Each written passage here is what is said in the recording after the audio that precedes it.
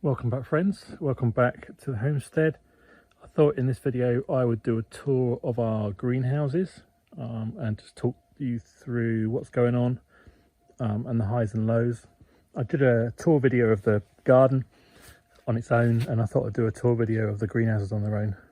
So we've got two greenhouses here. If you've not seen us before, we've got this polycarbonate greenhouse which we've had for, well, as long as we've been here really now, so 4.5 years, and this year we built this passive solar greenhouse as well. So what's going on here? Generally speaking, we've not had the greatest harvest of tomatoes in previous years for a number of reasons, but this year, or certainly in the last 12 months, we've really tried to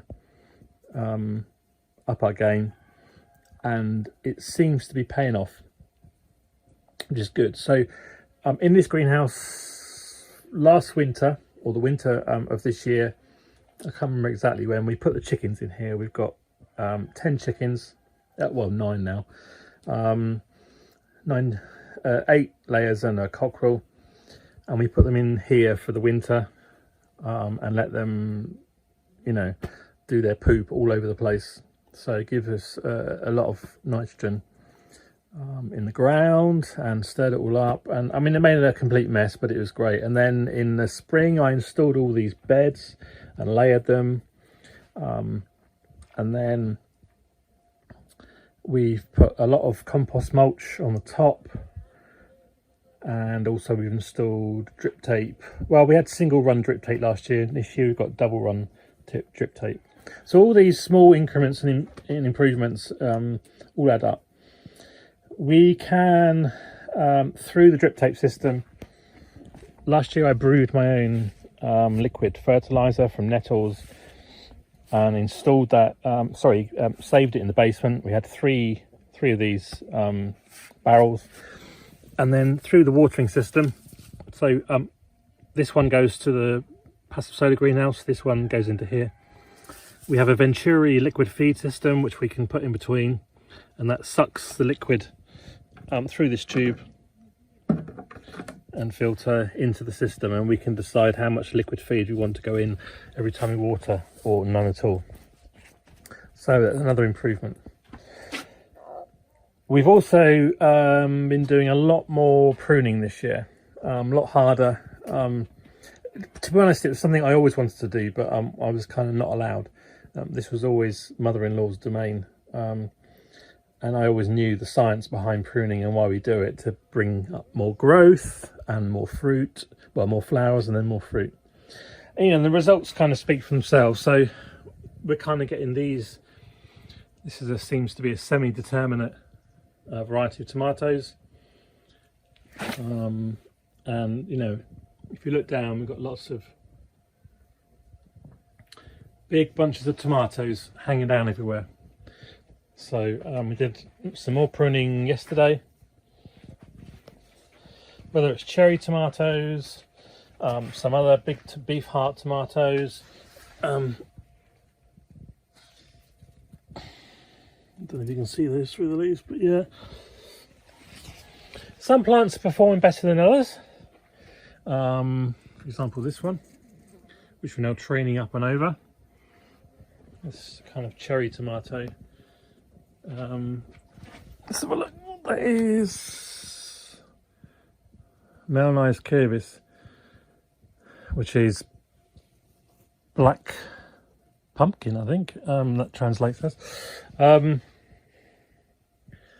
sure that's the right name for that, but anyway, it could be. So yeah, trying to de-jungle it a bit. Not too many runners. And you know, the side shoots being a bit more strict. Obviously this is all manual control with doors, and no automation here at all, apart from the watering, which is not really automated. We turn it on and off with a tap. But all in all, it's looking really great. We've got a few kales left over from that I put in spring. Nice chilies. 2 bushes of chilies. And there's paprikas, some over there, some down there, and there's others dotted about as well. Walk back up this side. Very little, a little bit of split in there, but we used to suffer with splittering because of watering. This drip tape watering system really gets the water down to where it counts. Very little wastage on top. The only casualty we've had, there's one over there that got a little bit of disease. And this one I noticed yesterday, curled up leaves, looking very dry. Put my hand down and it looks like a mole or vole has come in and dug all around the roots. So I gave it a really good soaking of water and it seems to have picked up a little bit, which is good. Certainly these leaves are a bit better. If nothing else, we don't want to lose the fruit on it. Some nice beef heart. Oh, look at these, lovely. Really, well, these are ripe, starting to ripen. But we've had our first couple of ripe tomatoes off. But looking fantastic. And I've already got some crops growing, which we can interplant into these as the, late summer. This will come to an end. We'll start picking out the tops to pick out the tops of the tomato plants, stop them growing, and so they put all their energy into the fruit. Anyway, that's this greenhouse. The other big change before we go into this new greenhouse is we're putting a lot of hay now down into this area to cover out the weeds. We've always grown potatoes here. Because of our vacation earlier in the year, we didn't have a lot of time to get things done, so we've got a few potatoes under there. Don't seem to be doing much. Oh, they are coming up now. And we've got our garlic at the back there, which needs harvesting, probably this week. A couple more rows of potatoes there. Beans really late this year, but hopefully we'll get some runner beans. And then we had some tomatoes left over, which we put outside, all with hay mulched over to stop any evaporation. We've had some, not that it really affects greenhouses, but we've had really hard weather this year with very late winter and then a drought, very hot sun. So, passive solar greenhouse probably looks a bit different to the last time you saw it. Lots of things, lots of experiments in here, lots of things that we're learning that we can put in place to improve next year. Overall, I'm very happy with the results. And then we've got our few trays of crops. We've got others dotted about.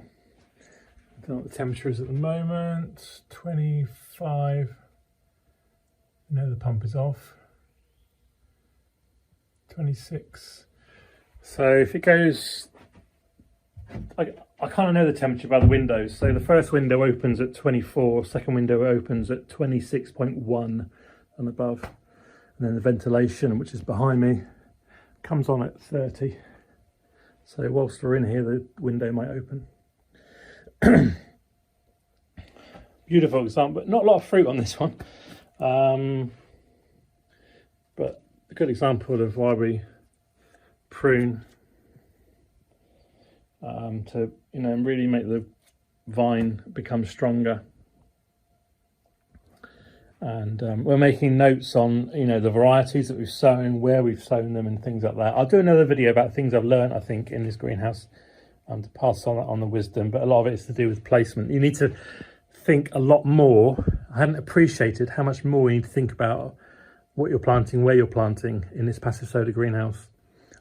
Seems a bit of a schoolboy error, but it's just one of those things. We had a lot of stuff going on. Again, lovely examples of fruit. That's turnips to plant out.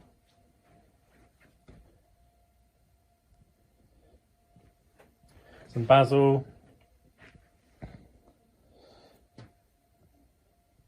More chilies that are doing really well. Peppers, paprikas. A couple of plants here that aren't doing so well. They were given to us, so I don't really know what's going on with those. I've even put some potatoes down there to put that fill that space. I thought, why not? We do intend to, because this is passive solar, soon we'll be installing the heat sink and the installation. So in principle, we can grow a lot longer in here. Lovely, lots of fruit on that one. These mid-determinate kind of variety. Big mistake was putting cucumbers on this side, although they've done incredibly well. Everything loves the soil. I did a separate video on the soil, which I can link above, about how we made the beds with the different layers of soil. You know, obviously it blocks out a lot of light to the back tomatoes, but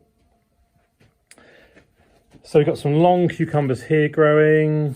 We've had several off this already.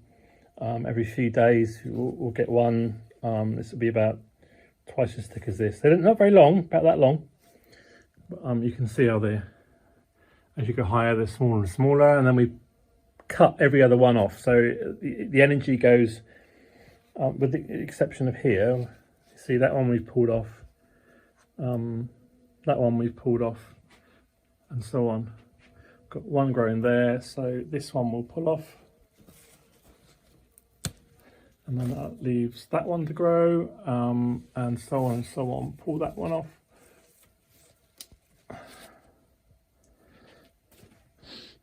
Over here side we've got some gherkins. There's the window opening, so it's gone above 26 degrees.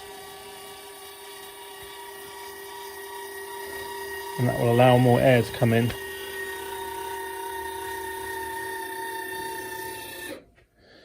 Down here we've got our sweet potatoes, which I hope in this scenario we'll be able to grow.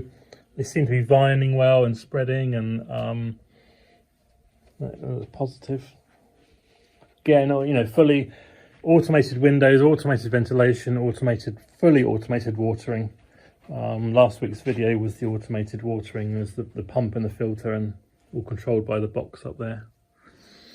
What else in here?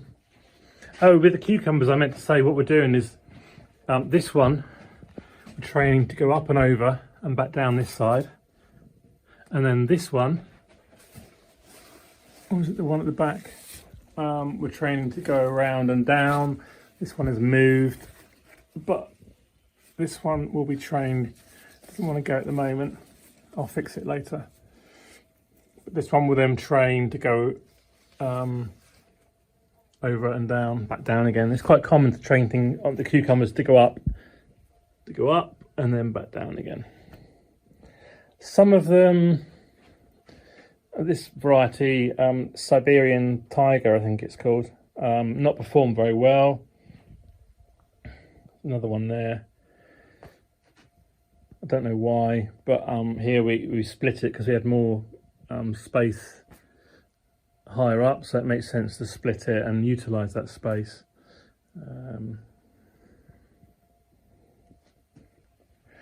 Clearly some varieties prefer it in here than others and give it a lot more fruit, and we'll be concentrating on those varieties next year. I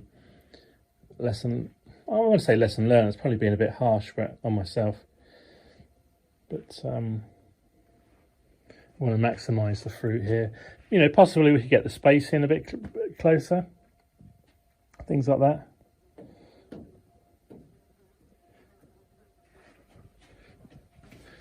Nice gherkin ready.